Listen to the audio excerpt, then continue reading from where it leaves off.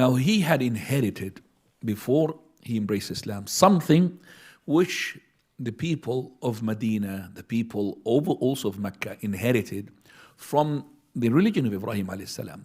That when a person sneezes, then you say to him, Yarhamukallah, may Allah have mercy upon him.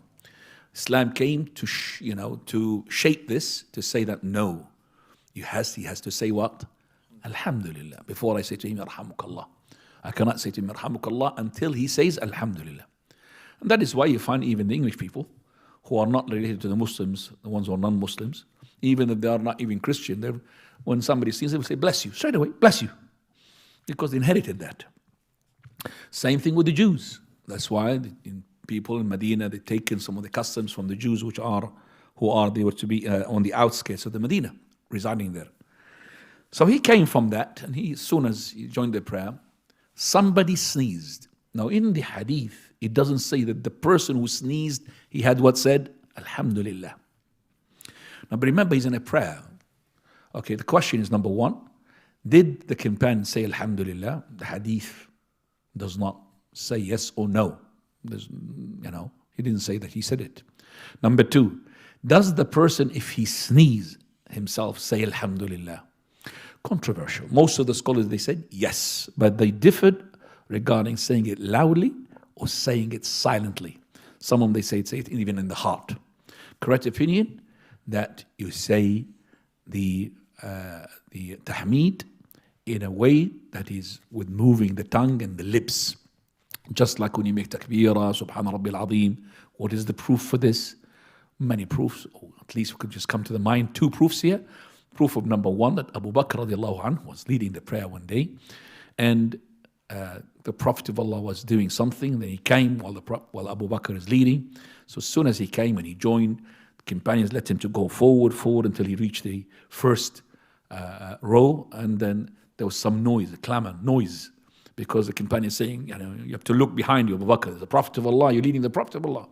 So Abu Bakr normally, radiallahu anhu, is focused in the prayer, but because of that noise, he looked behind and he saw the Prophet ﷺ. So when he saw the Prophet ﷺ, straight away he reversed.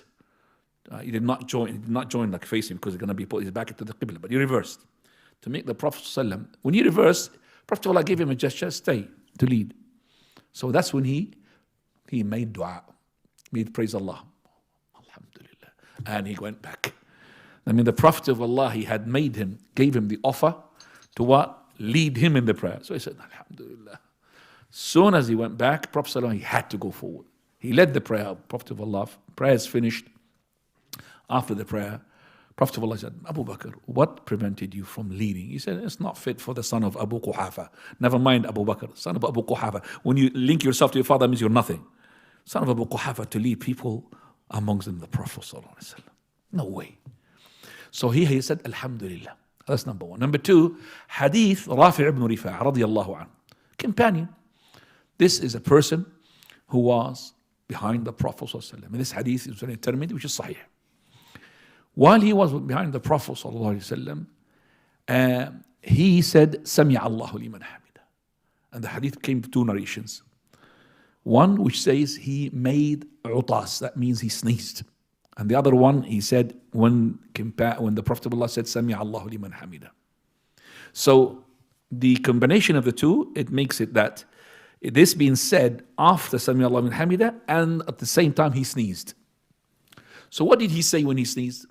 After the Prophet, he said, Sami Allahu liman hamida, he said, Sami Allahu liman hamida, he said, Rabbana alaka alhamdu hamdan tayyiban mubarakan fih mubarakan alayh كما يحب ربنا ويرضى. So he said all these words, and the Prophet ﷺ heard them. When the Prophet ﷺ finished the prayer, he said, who amongst you had said those words? Went quiet. He was scared. Second time, once he said, he went quiet. Nobody said it. Third time, Rafi' said, me, Messenger of Allah, I said it. He said, I have seen almost 30 plus from the angels, all of them trying to take that and raise it up to Allah. All of them, they are having competition. Which one is going to take it up to the Almighty Azza wa Jal? 30 angels plus. From this hadith tells us that he sneezed and he said, ها ربنا لك الحمد حمدا كثيرا طيبا مباركا فيه مباركا عليه كما يحب ربنا ويرضى. From these two, we could say, yes, the person, correct opinion, when he sneezes, he says Alhamdulillah, not audible. And supported, why not audible? Because of this. Because this companion had sneezed. Not Mu'awiyah al-Hakim al-Sulami. He's the one who had said, Yarhamukallah.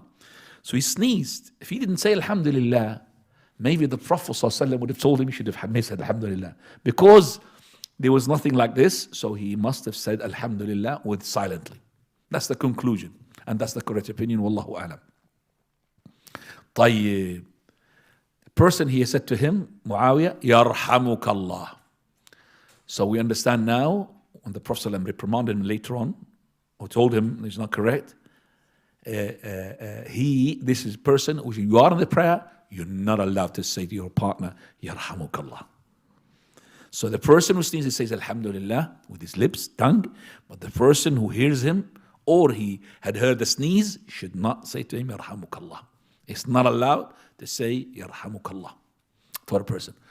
Okay, what about an outsider? Fihi bahth. Person had heard a person who's praying, and he sneezed in the prayer, and he moved his lips. It was not audible, he said, Alhamdulillah. Does the person who's outside say, Yarhamukallah in this incident? A person sneezed in the prayer, said Alhamdulillah, which is not inaudible to somebody who's not praying. Does he say Yarhamukallah? Yes or no? No. Because he did not hear what? Alhamdulillah. But a person who had taken the other fatwa, which is, he said Alhamdulillah loud. He said, sneezed, Alhamdulillah. A person outside, does he say Yarhamukallah? This is where the question is. A difference among the scholars. And the correct opinion, yes, he says to him, Yarhamukallah. As long as this is not going to cause, number one, disturbance to his focus. He's got used to it, he's a learned person.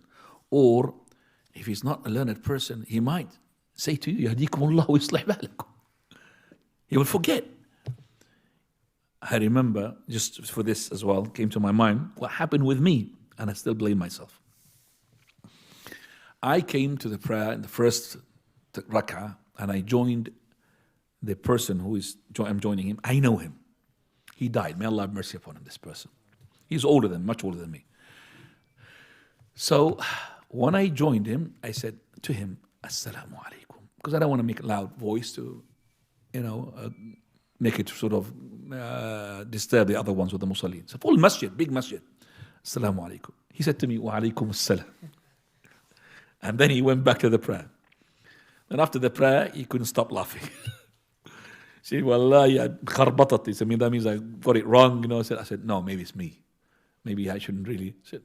I shouldn't have really, because I should have been taught. He was in a different world.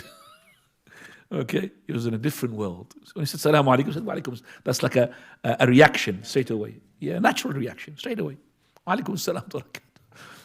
Now, so if you're going to be doing something like this to the person, I would recommend to you not to say to him, Yarhamukallah. Otherwise, you're going to say, Yahdikumullah wa yuslih balakum.